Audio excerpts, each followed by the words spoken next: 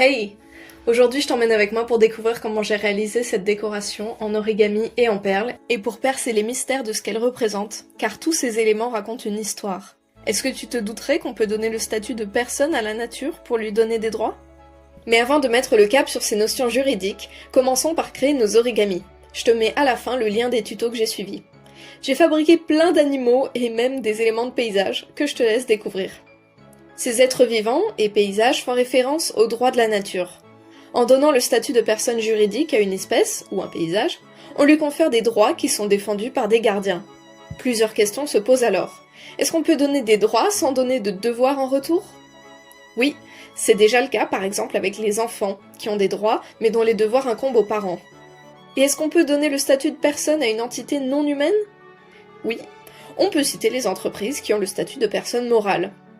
Les droits de l'environnement tentent de rétablir la justice environnementale. J'ai voulu représenter la balance de la justice avec des perles rondes pour les poids et des breloques rondes en métal pour les plateaux de la balance. Lorsque j'ai assemblé les éléments de la décoration, en les accrochant à une branche avec du fil, j'ai glissé de petites perles en forme de tube fin.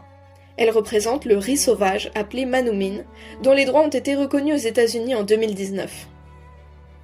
La Déclaration des droits manoomin reconnaît au riz sauvage manoomin le droit d'exister, de s'épanouir, de se régénérer et d'évoluer, et de ne pas faire l'objet de modifications génétiques. Cette culture, indispensable à la tribu White Earth, est menacée par des projets de pipelines.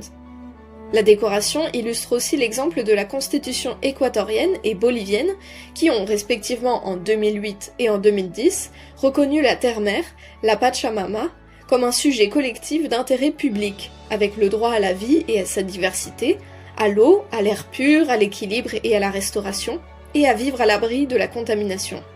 Avant de te montrer le résultat final, je voudrais ajouter que ce que les droits de la nature nous montrent, c'est que les luttes environnementales sont très souvent liées aux luttes sociales.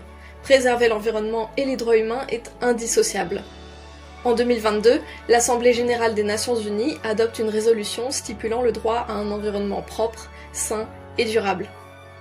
En France, le code de l'environnement est un des plus volumineux, avec le code du travail, sauf qu'il est très peu appliqué.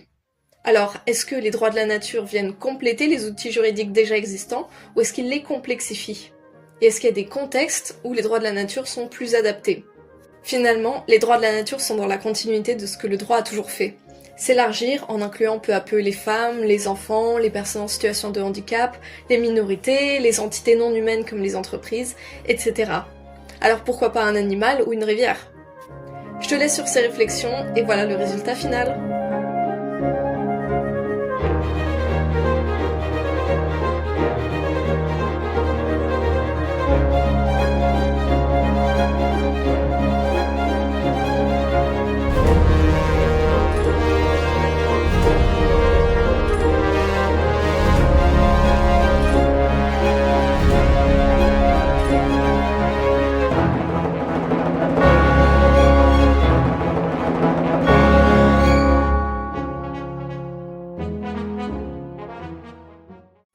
J'espère que cette vidéo t'aura plu, que t'as appris des choses.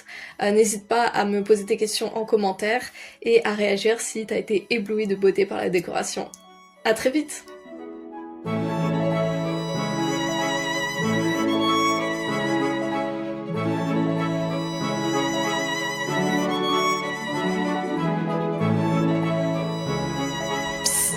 Like la vidéo et abonne-toi!